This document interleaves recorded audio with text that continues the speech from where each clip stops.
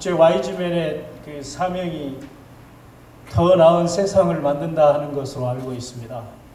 그래서 제목을 더 나은 미래로 전남교육 대전환 이렇게 이름을 붙였습니다. 저도 교사를 시작하면서 어떻게 하면 학생들을 좀 잘 가르치고 좋은 교사가 될 것인가 할까 하고 이제 고민을 하다가 교사들끼리 모여서 학습도 하고 토론도 하고 그러면 좋을 텐데 저희들이 교사할 80년대 초기에는 교사들이 모이기만 해도 그 불온단체로 몰리기도 하고 또 좌경으로 몰리고 그래서 그 대부분 잡아갔어요. 그래서 숨어서 그 학습을 해야 했었고 또 그러다가 YMCA 안에 가서 좀 활동을 하면은 그 여러 가지 YMCA라는 울타리의 보호를 받고 활동할 수 있지 않을까 해서 YMCA 교사회에 참여하고 그러면서 많은 이제 활동들을 했습니다. 그런 것들이 뿌리가 돼서 요즘에 이야기하는 다양한 교사단체, 전교조를 비롯해서 교사단체가 만들어지는 기반이 됐던 그런 시절이 있었습니다. 그런 인연으로 해서 저도 이제 YMCA 회원, 지금도 회원입니다만은 YMCA 이사도 한 13년 하고, 목포 YMCA에서 또 짧게 했습니다만 YMCA 총무도 하고 또 제가 첫 직장이 그 미션 스쿨인 정명여고였는데요. 그 학교도 YMCA와 연결된 그 학교였고 또 그래서 제가 제 인생을 살아오면서 그 YMCA하고 쭉 그 같이 살아왔다 해도 과언이 아닐 정도로 그렇게 제 삶의 주요한 단체이고 또 조직이었습니다. 그 과정에 이제 국제 와이즈맨의 저희 YMCA와 함께 YMCA 활동, 청소년 활동을 많은 도움을 주시고 그러면서 국제 와이즈맨의 사명과 또 활동 이런 것도 많이 느껴서 항시 와이즈맨 지도자 여러분들을 마음속 깊이 존경하고 또 한편으로는 형제가 같고 그런 생각을 갖고 있다는 말씀을 드립니다. 교육에 대해서 조금 말씀을 드리면 어떻습니까? 교육이 굉장히 걱정이 많이 되시죠? 지금 여기 보면 이제 초중고를 보내고 있는 학부형님도 있을 것이고 손자를 보내는 분들도 계실 거고 굉장히 한국 교육이 어렵습니다. 이제 요즘에는 심지어는 대한민국이 그동안에 교육 때문에 거의 선진국에 진입하는 세계 10대 국가로 할 수 있는 그 힘은 교육이었다라고 대부분 이야기를 하는데 최근에 들어서는 교육 때문에 국가가 위기에 빠질 수 있다 이야기를 많이 합니다. 이게 다 인정을 합니다. 그 이유는 뭐냐면 미래 사회에 필요한 인재 양성을 못 해내고 있다는 것입니다. 이게 가장 큰 문제입니다. 우리나라 교육에 대한 우리 국민들, 학부형님들의 그 열망은 대단하죠. 우리 학생들을 교육을 시키기 위해서 모든 것을 우선해서 그 부모님들이 희생하고 그 대학 교육까지 가르치고 그랬는데도 불구하고 교육이 희망을 만들어내지 못하고 있는 것은 어디에 책임이 있을까? 무엇이 문제일까? 이제 근본적인 생각을 하고 있는 그런 상황입니다. 제가 하나의 그 극단적인 사례를 한번 소개를 해드리면 이해가 하실 겁니다. 대한민국의 지금과 같은 인재 양성을 가서는 도저히 국가가 희망이 없다. 그 극단적인 예로 의대 쏠림 현상이라는 말씀 들어보셨죠? 의대 쏠림 현상. 우리나라의 모든 인재들이 공부 잘하는 인재들이 전국에 있는 지방대학까지 의대를 먼저 의학 치대를 먼저 가고 거기 못 가는 학생들이 이제 소위 말하는 최고의 요즘에 말하는 명문대학 스카이를 간다는 겁니다.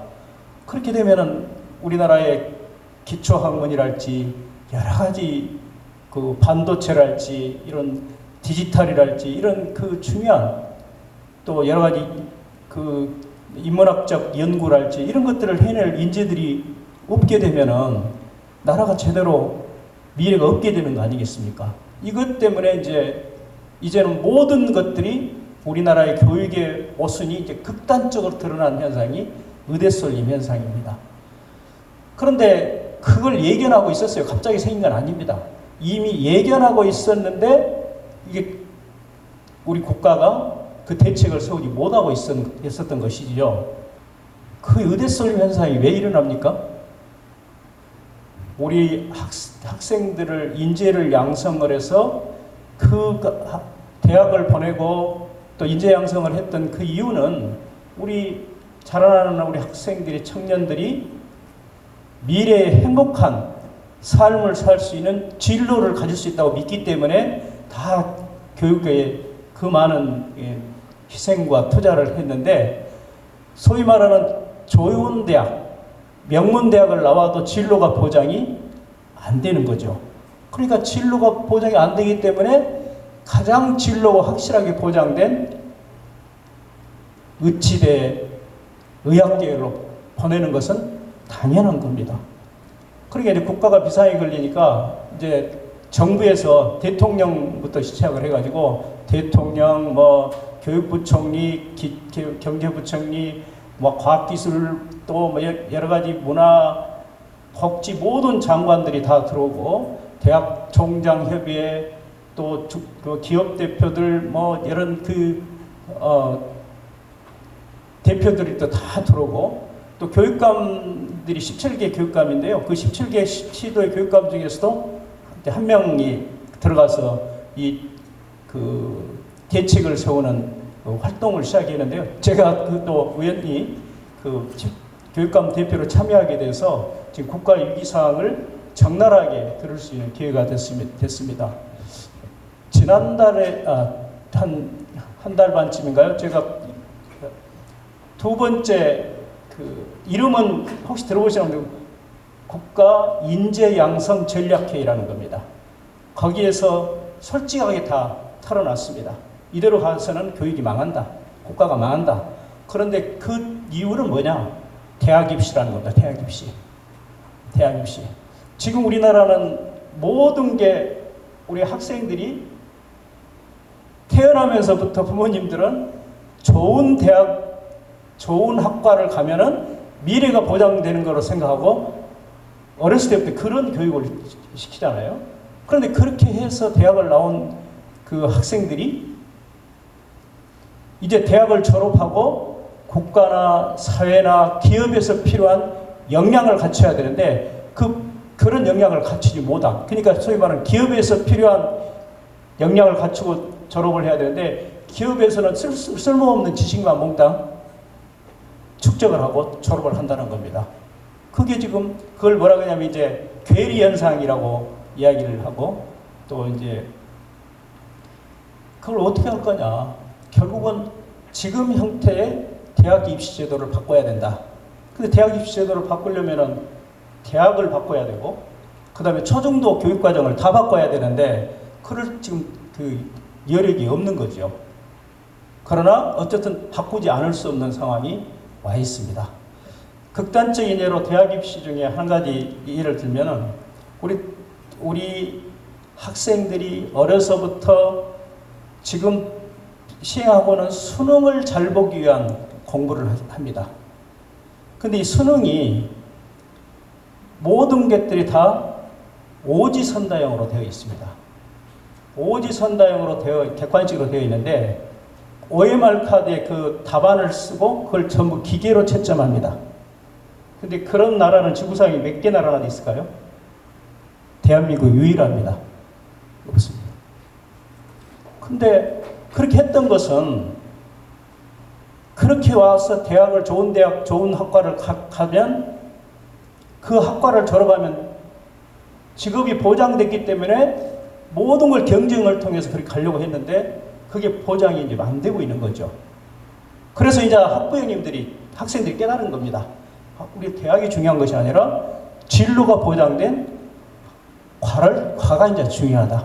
그런데 대학 수능보다는 이제 진로가 중요하다. 이런 생각을 갖게 된 것이죠. 의대는 당연히 학생이나 학부모는 거기 가려고 하겠죠. 왜냐하면 의대를 나오면은 지금 사회 경제적으로 최고의 대우를 받지 않습니까? 그리고 가장 큰 매력은 의대는 정년이 없습니다. 정년이.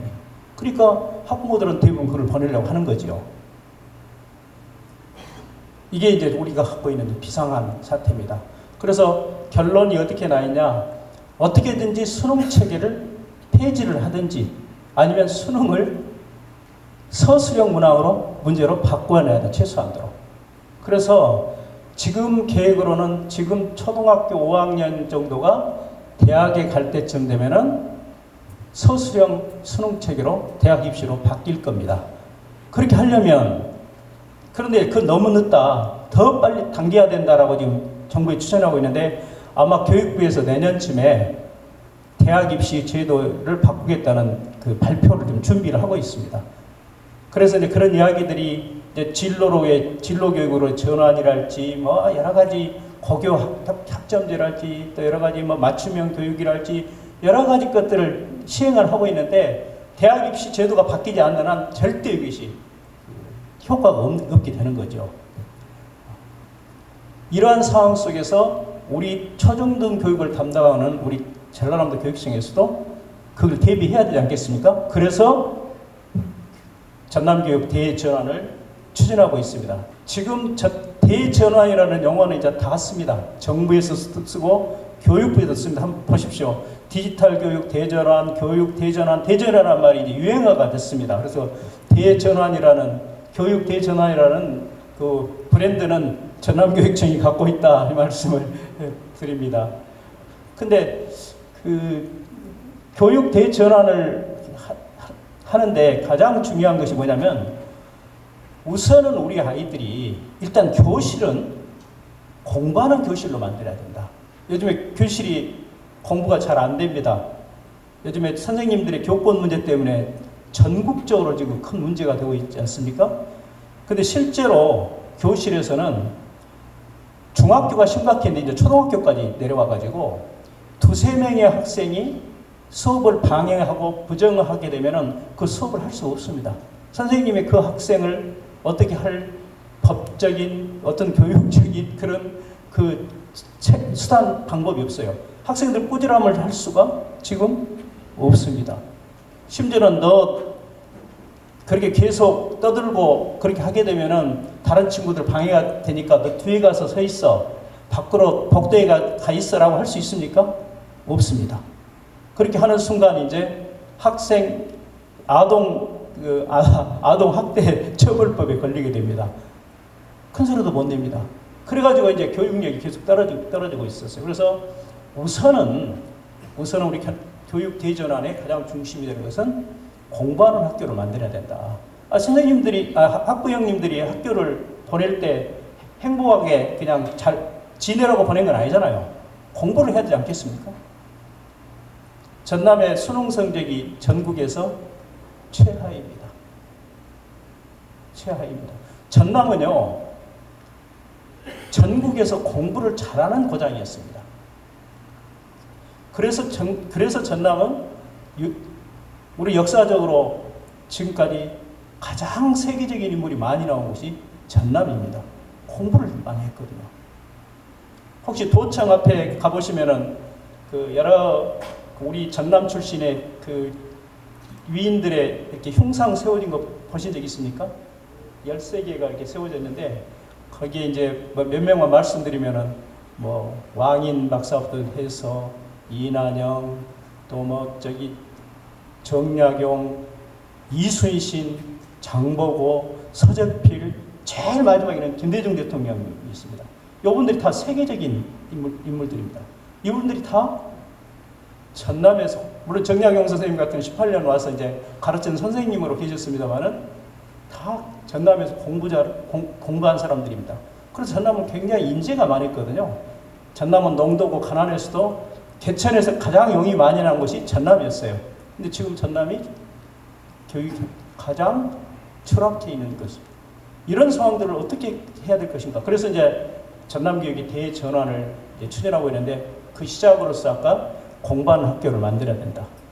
근데 공부는 그게 또 그렇게 비판하는 사람도 있어요. 아니 지금 그 학생들이 대학 입시 때문에 자살도 하고 그러는데 교육감이 그렇지 않아도 힘든데 공부 또 하냐, 대학 입시 너무 부채질하는 거 아니냐라고 하는데 그런 공부가 아닙니다. 학생이 스스로 사고력을 높여가고 기본적인 지적 역량을 갖출 수 있도록 하는 공부입니다. 그래서 근데 모든 기초는 뭐부터 시작해야 되겠습니까? 독서입니다. 독서. 그래서 독서로 대전환의 1번이 공부하는 학교고 독서다 그러니까 아니 그 독서야 다 시키는 거고 그걸 물론 그 교육정책으로 이야기하냐라고 또 이렇게 여러 가지 질책하시는 분도 있었습니다. 그런데 최근에 챗GPT가 등장을 했습니다. 챗GPT는 잘 아시죠? 모든 지식을 다 넣어서 이제 지식은 챗GPT를 통해서 얼마든지 알아낼 수 있습니다. 그러면 거기에서 나올 수 있는 지식은 우리 학생들의 사고를 할 수 있는 기본적인 지식 외에 그 많은 지식들을 다 외우고 공부할 필요 없겠죠. 챗GPT를 활용하면 되니까. 그러면 그 챗GPT에게 필요한 내용을 질문하고 챗GPT가 답변한 것을 판단할 수 있는 능력을 길러야 하지 않겠습니까? 근데 그 능력은 무엇이겠습니까? 유일한 방법은 딱 한 가지밖에 없습니다. 독서하는 길밖에 없습니다. 그래서 이제 전남 교육은 공부하는 학교를 위해서 우리 학생들이 어렸을 때부터 책 읽는 습관을 갖도록 하자고 해서 이걸 제일 이제 주안점으로 하고 있는데 어느 정도 지금 그 전남교육청은 기틀을 잡아가고 있습니다. 좀 이제 불편한 진실입니다만은 우리 전남의 학생들이 초등학교 때는 어느 정도 그 책을 읽어요. 그러다가 중학교, 고등학교 하면 점점 책을 안 읽기 시작합니다. 우리 도민들께서 가장 전국적으로 책을 읽는 양이 적다고 그럽니다. 이것도 좀 불편한 일이죠.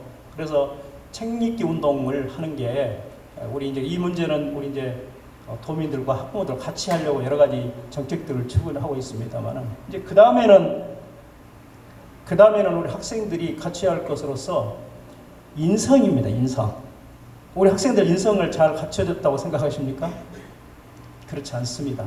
학교에서도 인성 교육이 잘 안 됩니다.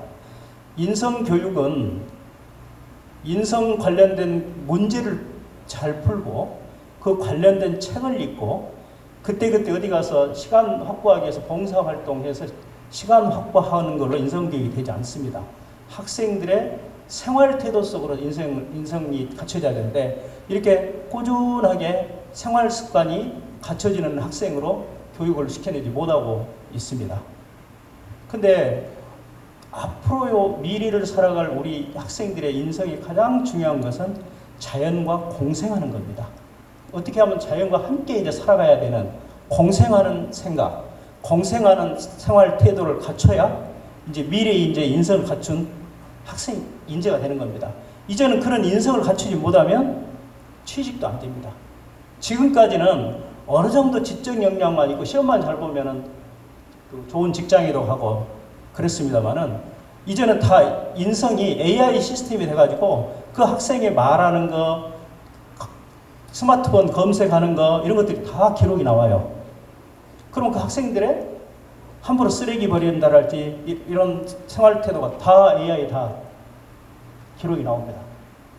혹시 스마트폰에 제가 여러분 여기 계시는 지도자님들께서 좋아하는 유튜브에 이렇게 음악을 몇 개 들으면은 그 음악 밑에 비슷한 음악들이 쫙 나옵니다.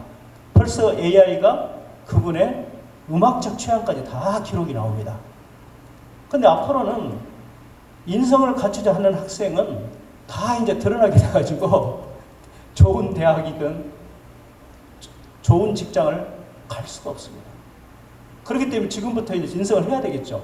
그래서 그 다음에 두 번째 대전하는 목표로 자연과 공생하는 그런 습관을 기르도록 추진을 하고 있습니다. 그 다음에 세 번째 대전환의 목적이 뭐냐면 이제 우리 아이들이 이제 진로가 중요한데 대학을 나와서도 일할 직장을 가야 이게 보람 있는 일이 아니겠습니까? 진로가 중요한데 이제 우리 학생들의 진로는 대한민국에 많지 않습니다. 글로벌한 세계 속에 있습니다. 오히려 앞으로 진로가 베트남이랄지 인도네시아랄지 이런 우리가 봉사활동하고 했던 그런 곳에 가도 우리 학생들이 가서 할 수 있는 진로들이 많습니다.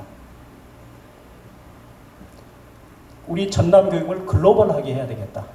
그래서 그 글로벌을 추진하고 있는데 전남의 가장 큰 어려운 중에 하나가 교육력을 떨어뜨리고 있는 것 중에 하나가 다문화 학생들입니다. 우리 다문화 학생들이 초, 중, 고등학교를 다니는 학생들이 11,000명 정도 됩니다. 이제 이 학생들이 대부분 다문화 학생들이 어떤 학생들이 잘 아시죠? 이주 여성들이 어떻게 와서 우리 한국에 지금 정치하고 살고 있는지 너무나 잘 아실 겁니다. 그 다문화 2세들이 이제 초중고를 졸업하고 이제 고등학교를 가게 되고 군대를 가고 직장을 가게 된 그 지점에 와 있습니다. 근데 이게 대한 대비가 안 돼 있습니다. 가장 큰 문제는 언어입니다. 다문화 학생들 중에 11,000명 중에 5,000명 이상이 베트남입니다. 우리 전남의 학교의 베트남입니다. 근데 베트남 엄마께서는 베트남어는 잘하는데 한국어를 잘 못합니다. 근데 여기서 태어난 베트남의 2세 학생은 한국어는 잘하는데 베트남어를 못해요. 엄마와 소통이 점점 안 돼가는 거죠. 그럼 가정이 어떻게 되겠습니까? 언어 소통이 안 되고 가정이 성공률이 낮게 되는 거죠. 그래서 이 언어 문제를 빨리 극복하도록 해야 되겠다. 그렇게 들어와 있는 다문화 학생의 나라가 17개 나라입니다. 17개 나라. 그래서 이런 학생들이 엄마 나라의 언어를 취득할 수, 엄마 나라 그 언어를 취득하게 되면 우리 한국인 학생은 이중언어를 하게 되는 거잖아요. 우리 한국인 학생이 우리 2세가 베트남어를 엄마한테 배우면은 베트남어하고 한국어 이중어를 쓰게 됩니다. 그러면 진로 확실하게 보입니다. 지금도 우리 지금 수협이랄지 여기 수협에 계신 분 계시라고 그러는데 농촌이랄지 삼호중공업이랄지 이런 쪽에 베트남 노동자들이 많기 때문에 베트남어를 아는 사람들은 취직이 잘 됩니다. 제가 이 문제 때문에 급해서 베트남을 방문을 했어요. 그래서 베트남 호치민 교육청하고 MOU도 맺고 우리 학생들을 교류를 해야 되겠다. 그래서 우리 베트남 학생들이 엄마 나라를 방문해서 엄마 나라의 역사 문화도 느끼고 그러면 자존감이 생기면 확실하게 당당한 인재로 자랄 수 있거든요.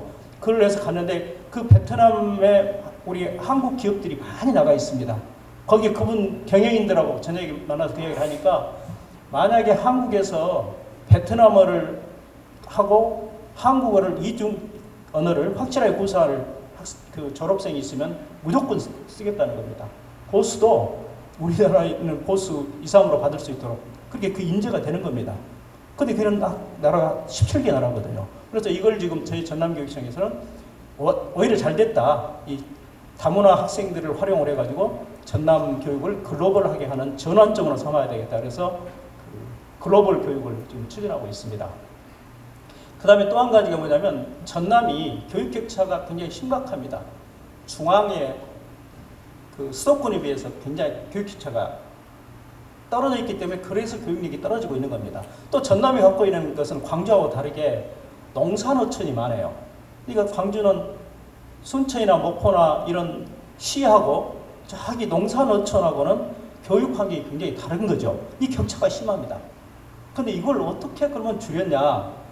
교육 격차를 가장 잘 줄여내서 성공한 나라가 호주입니다. 호주. 저 호주로 갔어요. 그리고 교육 격차를 가장 극복하는 방법이랄지 이런 것을 연구해가지고 그 가장 그 전문가 같은 호주의 교수님도 계시고 그래서 그 교육청도 방문하고 그래서 그런데 딱 한 가지 정답입니다. 교육 격차의 원인은 여러 가지 다양한 원인이 있기 때문에 협력을 통해서만이 교육 격차를 극복할 방법은 그 방법밖에 없다. 그래서 저희 전남교육청에서는 우리 교육을 함께 교육청 주도로는 이제 거의 한계에 왔다. 그래서 민간 산학 협력위원회를 지금 각 구성을 했습니다. 이제 우리 본청에도 한 40여 분이 구성이 되어 있고 각 22개 시군 교육청도 민간 산학 협력위원회 그러니까 여러 가지 사회단체 대표자분들이랄지 학부모랄지 이런 분들하고 관은 이제 우리가 교육청도 관용이 나가는 자치단체, 시군, 도, 그리고 산, 특히 우리 학생들의 진로가 중요한 거 하기 위해서 산업체 이런 분들하고 같이 대학 이렇게 연합을 해서 추진하고 있는데 이 민간산학협력위원회도 전남교육청이 이제 최초로 해서 좋은 평가를 받고 있습니다. 아까 말씀드렸듯이 국가인재양성 전략회의에 가서 이 의대 쏠림 현상이랄지 대한민국의 이 교육의 입시를 어떻게 바꿔낼 것인가. 누구 책임으로 덜 수 없는 거죠. 결국은 민간산학 협력밖에 방법이 없다. 그렇게 결론을 내렸어요. 총리, 그날은 대통령이 안 오셨어요. 총리께서 전부 그 전문가들이랄지 기업 대표들이 다 모여가지고 그럼 이 대학 인재양성을 어떻게 할 거냐. 결국 민간산학 협력밖에 방법이 없지 않느냐. 그래서 제가 발표를 했습니다. 전남교육청은 전남의 굉장히 어려운 교육을 전환하기 위해서 민간산학협력위원회를 구성해가지고 7월 1일부터, 그러니까 그때 제가 회의에 참석할 때가 아마 6월 달쯤 되는 것 같습니다. 7월 1일부터 출범을 한다 이렇게 다 놀리더라고. 아, 그러냐고. 그러니까 전남교육이 어려움을 극복하기 위해서, 전환하기 위해서 우리가 갖고 있는 장점, 그 다음에가 우리가 갖고 있는 약점은, 아까 다문화 가정의 약점은 새로운 기회로 전환하는 대전환을 추진하면서 지금 전남교육이 새롭게 시작되고 있다는 말씀을 드립니다. 그래서 전남교육의 대전환의 키워드 4가지는 독서, 공생, 글로벌, 그 다음에 협력입니다. 그래서 저희들이 이제 요즘에 글로벌 이야기 많이 하잖아요. 그래서 글로벌을 세계화도 지방도 세계화 시켜야 된다. 그래서 글로컬이라는 말이 많이 나옵니다. 그래서 제가 교육부 장관을 만났어요. 교육이 가장 어려운 것이 전남인데 전남이 이러이러한 선도 모델들을 해가겠다. 그리고 우리 역사로 보나 또 지금 우리가 갖고 있는 여러 가지 열망이나 준비로 보면은 우리가 미래 교육을 선도 모델을 만들어 시작해 볼 테니 대한민국의 글로컬 교육 박람회를 전남에서 열게 해 주십시오. 그래갖고 동의를 받아냈습니다. 그래서 한 100억 정도 들여가지고 내년에 전남에서 대한민국 최초의 글로컬 미래교육 박람회를 추진합니다. 그래서 그것도 좀 우리 여기 지도자님께서 이거 추진할 때 많이 좀 도와주시고 했으면 하는 말씀을 좀 드립니다. 또 한 가지가 우리가 교육자치, 행정자치를 하고 있는데요. 이 자치를 좀 더 강화해가지고 전남의 이런 교육에 대한 어려움을 극복하도록 해보자. 그래서 전남형 교육자치를 추진하고 있는데요. 전남형 교육자치의 그 비전은 뭐냐? 전남에서 태어나서 전남에서 교육을 받고 전남에서 일하도록 하자는 겁니다. 이걸 가장 큰 원칙으로 하자는 겁니다. 전남에서 태어나서 전남에서 교육받는데도 광주나 서울로 가지 않더라도 절대 부족함이 없도록 교육의 질을 높이고 지원을 하고, 그리고 전남에도 좋은 일자리들이 많이 있습니다. 좋은 일자리들을 미리서 우리 전남의 아이들을 맞춤형으로 교육시켜가서 먼저 가게 하자. 그것이 지금 전남형 교육자치의 전략입니다. 그래서 이 일에 대해서는 대부분 우리 그 시의원, 도의원님들, 시장구주님들 굉장히 공감을 해가지고 적극적으로 협력을 하고 있습니다. 제가 얼마 전에 그 여수의 LG 산단 그 회사도 방문하고 해서 거기에 대한 채용 전략이라는 걸 들어봤습니다. 우리 얼마든지 미리서 준비하면 먼저 갈 수 있습니다. 광양에 그 물류회사들이, 좋은 물류회사들이 많이 있어요. 거기에 고등학교를 졸업한 학생들을 채용을 합니다. 거기에 광양 항만 물류고 학생이 그걸 목적으로 공부를 하는데 우리 물류고 학생들이 많이 갈까요? 그렇지 않습니다. 전남에도 좋은 직장들이 많이 있습니다. 그 좋은 직장을 전남의 아이들이 먼저 가도록 해야 되겠다. 그래서 저희가 그걸 급하게 하기 위해서 대학 입시도 그렇습니다. 근다고 해서 대학 입시를 전혀 그냥 등한시하는 게 아닙니다.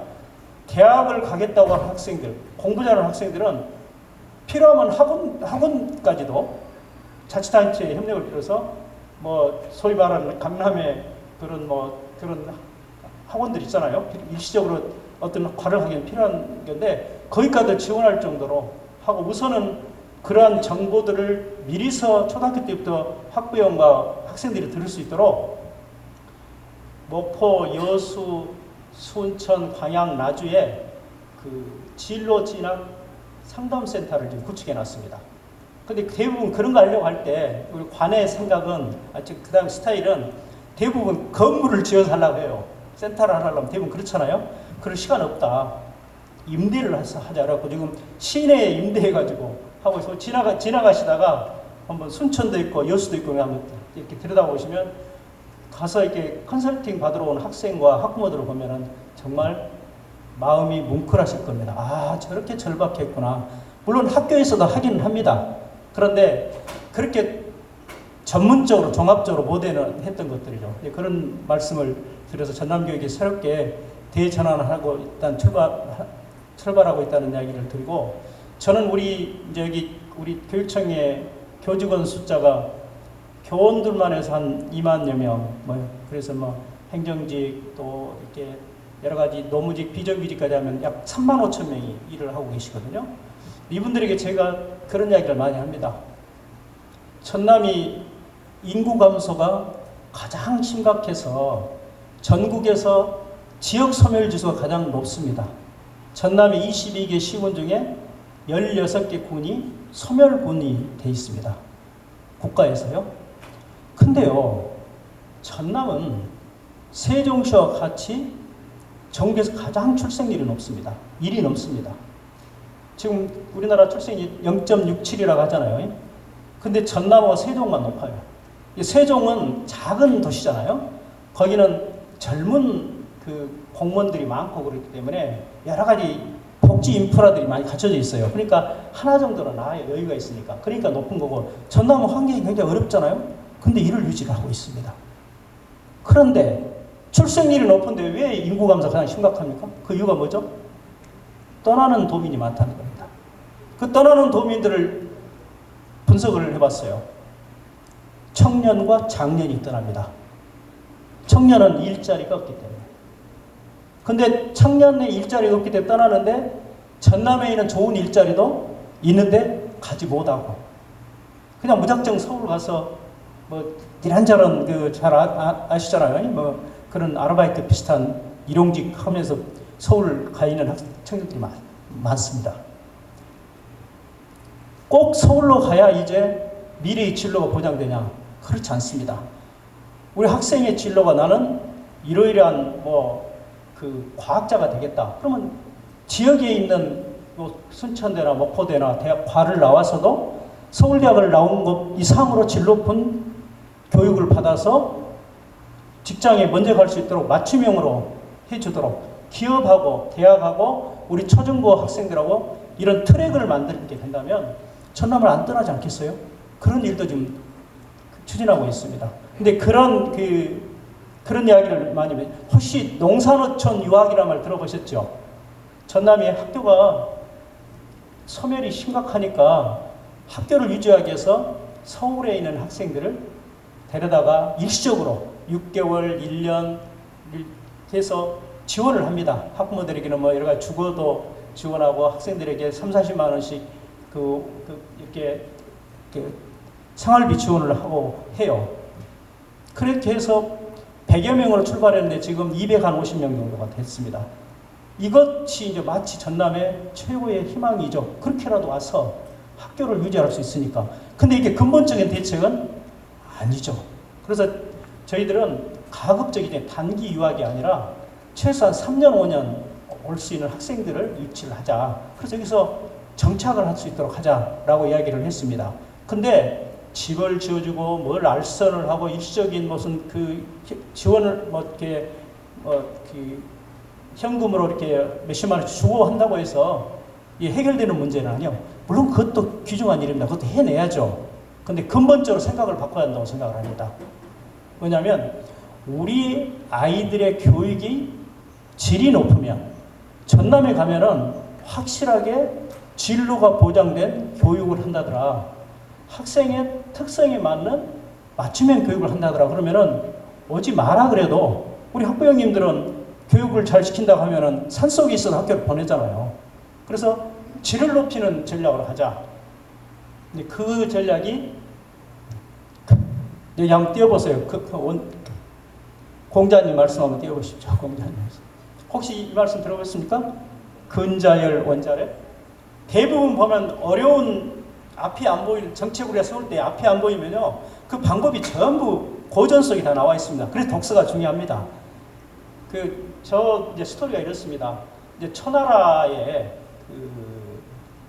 섭공이라는 초나라의 이제 작은 그 성지예요. 섭공이라는 제후가 있는데 공자님을 찾아왔어요. 공자님이 워낙 그 정치적으로 현자이기 때문에 찾아와가지고 어떤 그 질문을 하냐면, 우리 백성들이 전부 이제 성 밖으로 다른 지방으로 이주해 가버립니다. 그러면 이제 세금도 안 거치고 그 나라는 망하는 거죠.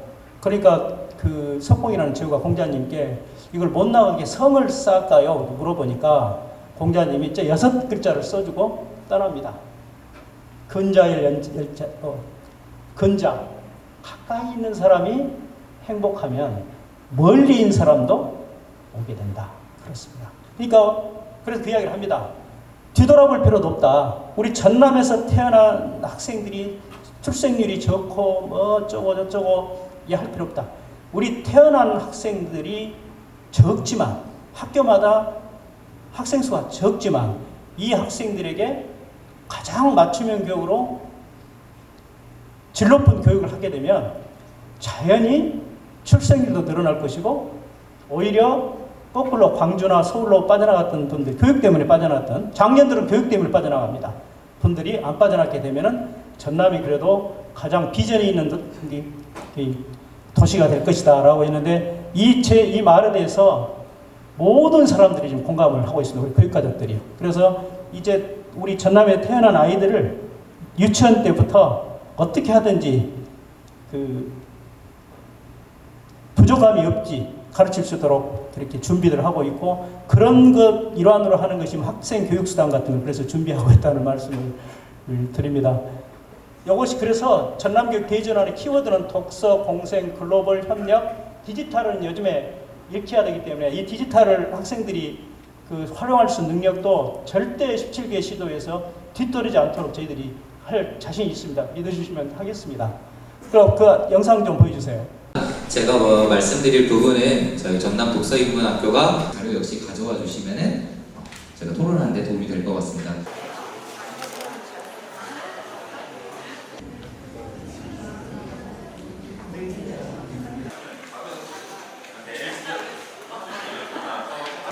창포 뿌리로는 비녀를 만들고 그렇게 뿌리도 환경화분이 전달돼 아마 이 손을 잡는 의미는 우리 기성세대와 가지고 지금 실제로 활용하고 있는데, 네, 수업에 글씨 쓰는 선생님이 글씨 쓰는 시옷 들어가는 거. 이거 어디 있어요? 뭐예요? 못 가.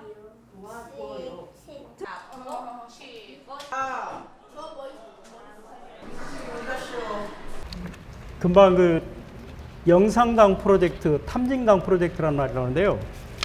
우리 학생들이 이제 인성교육을 학교에서 시키는데, 인성교육의 출발은 이미 고전에 다 나와 있습니다.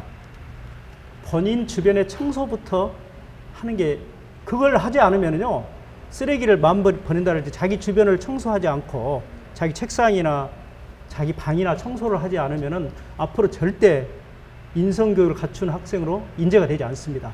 그럼 뭐 이제 그 동양 고전의 소학의 시작이 청소입니다. 물 뿌리고 하는 것부터 기라죠. 이걸 학교에서 학부형님들이 싫어요. 우리 애들 청소시키려고 그 학교 보낸 줄 아냐? 그래서 지금은 학교에서 교실 정도만 아주 담임선생이 해가지고 하고 나머지는 다 그 청소하는 분들이 하고 그렇습니다. 근데 앞으로는 그렇게 해서는 안 됩니다. 자연과 공생의 시작은 청소부터 해야 됩니다. 근데 지금 우리가 민선 사기 들어왔고 청소하죠. 학생들을 강제로 한다고 되겠어요? 안 됩니다. 깨닫게 해야 되거든요.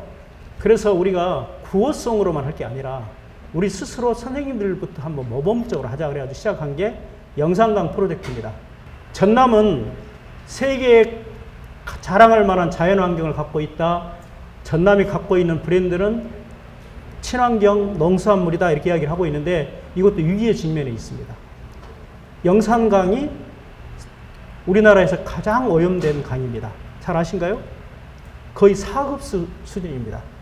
그러면 이제 농업 용수도 못 쓰고 영상 못 쓰고 공업 용수로도 쓰기 어렵다고 봅니다. 가장 오염되는 곳이 어디냐면 목포의 앞에 있는 학원 그쪽입니다. 근데 실제로 그렇게 오염된지를 모르고 있습니다. 근데 더 위험한 것은 이제 기온이 올라가잖아요.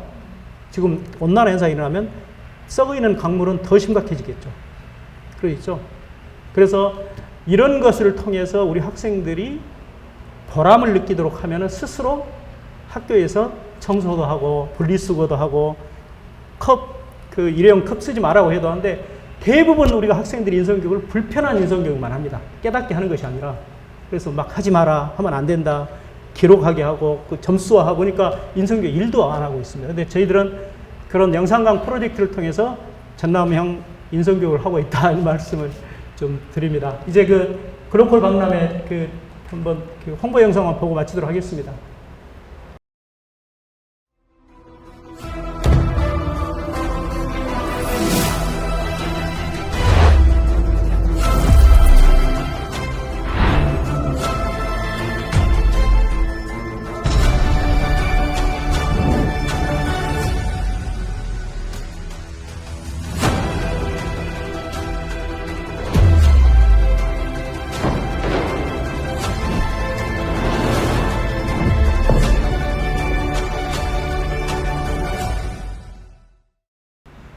저희들이 이제 교육부와 공동으로 주최를 합니다.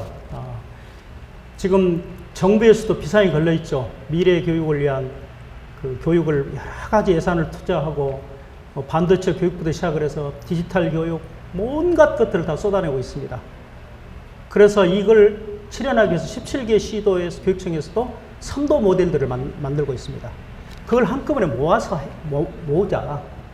그리고 우리 선생님들, 학생들이 수천 명이 해외로 체험과 연수를 갑니다. 그러나 한 번도 피드백이 되지 않습니다. 그러니까 예를 들어서 핀란드를 가서 핀란드 교육이 좋다는 이야기를 하고, 좋다. 갖고 모든 전문가들, 교사들이 핀란드 갔다 옵니다. 근데 그것 갔다 와서 그것이 전남 교육이 어떻다고 변화가 있었습니까?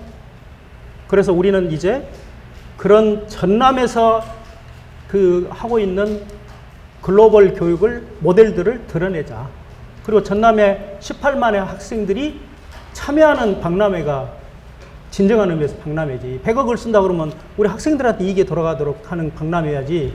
그걸 보여주기 하고 관광객만 유치해서 물론 유발 효과도 중요합니다. 그것보다는 우리 학생들이 실질적으로 이 박람회에 참여하도록 해서 하는 게 나는 박람회에 그게 바람직하다고 보고 전남에서 그 모델을 좀 만들어 보려고 하는데 YG맨 주도자분들께서도 많은 협력과 참여 부탁드립니다.